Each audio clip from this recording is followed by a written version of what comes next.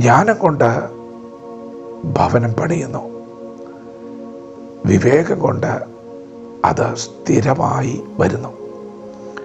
പരിജ്ഞാനം കൊണ്ട് അതിൻ്റെ മുറികളിൽ വിലയേറിയതും മനോഹരവുമായ സകല സമ്പത്തും നിറഞ്ഞു വരുന്നു. ദൈവത്തിൻ്റെ മാറ്റമില്ലാത്ത വചനം ശ്രദ്ധിക്കുന്ന പ്രിയപ്പെട്ടവരെ, ജ്ഞാനികളിൽ ജ്ഞാനിയായ ശലോമോൻ്റെ സദൃശ്യവാക്യങ്ങളാണ് നിങ്ങളിപ്പോൾ കേട്ടത്. ശലോമോൻ ജ്ഞാനികളിൽ ജ്ഞാനിയാണ്. എങ്ങനെയാണ് ശലോമോൻ ജ്ഞാനിയായത്? ഇസ്രായേലിനെ ഭരിക്കുവാനുള്ള ഒരു നിയോഗം ശലോമോന് വന്നപ്പോൾ ശലോമോൻ ആദ്യം ദൈവത്തിന് ആരാധന കഴിച്ചു. ദൈവത്തെ അവൻ ആരാധിക്കുവാൻ തുടങ്ങി. അന്ന് രാത്രി ദൈവം അവന് പ്രത്യക്ഷനായി. യഹോവയായ ദൈവം അവനോട് ചോദിച്ചു, ഞാൻ നിനക്ക് എന്ത് വരമാണ് തരേണ്ടത്? ശലോമോൻ ദൈവത്തോട് പറഞ്ഞു, ഈ ജനത്തെ ന്യായപാലനം ചെയ്യുവാൻ എനിക്ക് ജ്ഞാനവും വിവേകവും തരണം. ദൈവം അവൻ്റെ ചോദ്യം കേട്ടിട്ട് അവനോട് പറഞ്ഞു, സമ്പത്ത് ചോദിക്കാതെ, ശത്രു സംഹാരം ചോദിക്കാതെ, നീ ജ്ഞാനം ചോദിച്ചതുകൊണ്ട് ഞാൻ നിനക്ക് ജ്ഞാനം തരാൻ പോവുകയാണ്. അതുകൂടാതെ ഞാൻ നിനക്ക് സമ്പത്തും തരാൻ പോവുകയാണ്. പ്രിയപ്പെട്ടവരെ, എങ്ങനെയാണ് ശലോമോൻ അങ്ങനെ ചോദിക്കാൻ കഴിഞ്ഞത്? ചോദിക്കാൻ ഒരവസരം കിട്ടിയാൽ ഇത്ര ശ്രേഷ്ഠമായത് ആദ്യം തന്നെ ചോദിക്കാൻ എങ്ങനെയാണ് അവന് സാധിച്ചത്? തിരുവെഴുത്ത് എന്ത് പറയുന്നു? ശലോമോന്റെ പിതാവായ ദാവീദ് ശലോമോനെ വളർത്തിയത് അങ്ങനെയാണ്. ബാലൻ നടക്കേണ്ടുന്ന വഴിയിൽ അവനെ അഭ്യസിപ്പിക്ക എന്നാണ് തിരുവചനം പറയുന്നത്. അവൻ വൃദ്ധനായാലും അത് വിട്ടു മാറുകയില്ല. അവൻ്റെ ബാല്യത്തിൽ അവന് കിട്ടിയൊരു അഭ്യസനമുണ്ട്. ദാവീദ് തൻ്റെ മകനായ ശലോമോനോട് പറഞ്ഞു, മകനെ, നീ ജ്ഞാനം സമ്പാദിക്ക. നിന്റെ സർവസമ്പത്ത് കൊണ്ടും നീ ജ്ഞാനം സമ്പാദിക്കാൻ ശ്രമിക്കണം. ജ്ഞാനമാണ് പ്രധാനം.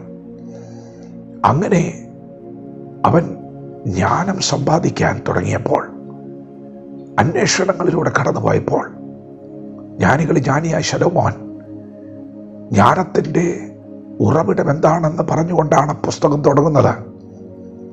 ശലോമോൻ വെളിപ്പെടുത്തുകയാണ്, യഹോവ ഭക്തി ജ്ഞാനത്തിൻ്റെ ആരംഭമാകുന്നു. അപ്പോൾ ജ്ഞാനം ലഭിക്കണമെങ്കിൽ ഭക്തി ഉണ്ടാകണം. കാരണം സർവജ്ഞാനിയായ ദൈവം കരുണ കാണിച്ചെങ്കിൽ മാത്രമേ മനുഷ്യന് ജ്ഞാനം ലഭിക്കത്തുള്ളൂ. ജ്ഞാനത്തിൻ്റെ ഉറവിടമായ ദൈവത്തിൻ്റെ സന്നിധിയിലാണ് അവൻ അഭയം പ്രാപിച്ചത്. അതുകൊണ്ടൊരു സുപ്രഭാതത്തിൽ വന്ന ഒരു ചോദ്യമല്ല. ചെറുപ്പം മുതലേ നല്ല ട്രെയിനിങ് ശലോമോൻ ലഭിച്ചിട്ടുണ്ട്. ജ്ഞാനമുണ്ടെങ്കിൽ ഭവനം പണിയാം. ജ്ഞാനമുണ്ടെങ്കിൽ ജനത്തെ ന്യായപാലനം ചെയ്യാം, രാജ്യത്തെ പണിയാം.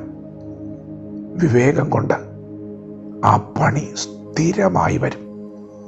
അതിനൊരു സ്ഥിരത കൈവരിക്കുന്നത് വിവേകം വരുമ്പോഴാണ്. എന്താണ് വിവേകം? ഇയ്യോബ് പറഞ്ഞു, ദോഷം വിട്ടകന്ന് നടക്കുന്നത് തന്നെ വിവേകം. എന്താണ് ജ്ഞാനം? കർത്താവിനോടുള്ള ഭക്തി തന്നെ ജ്ഞാനം. ജ്ഞാനമുള്ള പുരുഷൻ ബലവാനാണ്. അവൻ ഭരണ സാമർഥ്യത്തോടെ യുദ്ധം ചെയ്ത് ജയിക്കും. പ്രിയപ്പെട്ടവരെ, എന്ത് ജ്ഞാനമാണ് ദൈവം നമ്മിൽ പകർന്നിരിക്കുന്നത്! പുതിയ നിയമത്തിൽ ദൈവം നമുക്ക് നൽകിയ ഈ വെളിപ്പാട് പറയാതിരിക്കാൻ വയ്യ. ദൈവജ്ഞാനമായ ക്രിസ്തു, ഏറ്റവും വലിയ അറിവ് ക്രിസ്തുവാണ്. ദൈവം തൻ്റെ പുത്രനെ ഈ ലോകത്തിലേക്ക് അയച്ചു. നമ്മുടെ പാപങ്ങൾ മുഴുവൻ മേൽ ചുമത്തി യേശു നമുക്ക് വേണ്ടി ക്രൂശിൽ മരിച്ചു. മരണത്തെ, പാപത്തെ ജയിച്ചുകൊണ്ട് അവൻ ഉയർത്തെഴുന്നേറ്റു. വിശ്വസിക്കുന്ന ഏവർക്കും അവൻ നിത്യജീവൻ നൽകുന്നു. ഇതാണ് ഏറ്റവും വലിയ ജ്ഞാനം. ഒന്നുകൂടി ദൈവത്തിന് പറയാനുണ്ട്. ക്രിസ്തു നിങ്ങളുടെ അകത്തുണ്ട്. അതാണ് ജ്ഞാനത്തിൻ്റെ അടുത്ത ലെവല്. യേശു ക്രിസ്തു ഭൂമിയിൽ വന്നു, നമുക്ക് പകരമായി തകർക്കപ്പെട്ടു, ഉയർത്തെഴുന്നേറ്റു. അതുകൊണ്ട് തീർന്നില്ല, അവൻ നിന്റെ അകത്ത് വന്നിട്ടുണ്ട്. പ്രിയപ്പെട്ടവരെ, അതൊരു ധൈര്യമാണ്, അത് ജ്ഞാനമാണ്, അപ്പോൾ തന്നെ അതൊരു ധൈര്യമാണ്. എൻ്റെ ദൈവം എന്നോട് കൂടെയുണ്ട്. ആ ദൈവത്തിൻ്റെ സാന്നിധ്യം തിരിച്ചറിയുന്നവർക്ക്, ആ ബലം ധരിക്കുന്നവർക്ക് വീട് പണിയാം.